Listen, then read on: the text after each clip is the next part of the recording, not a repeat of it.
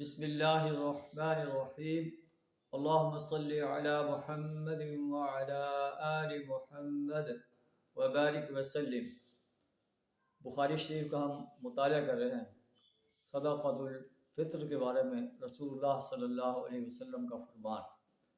عن ابن عمر رضی اللہ عنہما قال فرض رسول اللہ صلی اللہ علیہ وسلم زکاة الفطر صاعا من تمر او صاعا من شعیر، رواہ البخاری۔ حضرت عبداللہ بن عمر رضی اللہ تعالیٰ عنہ بیان کرتے ہیں کہ نبی صلی اللہ علیہ وسلم نے فرمایا کہ صدقہ فطر جو ہے ہر مسلمان مرد عورت چھوٹے بڑے آزاد اور غلام پر جو ہے ایک صاع من تمر، ایک صاع کھجور، اور صاع من شعیر، یا ایک صاع جو ہے وہ فرض ہے۔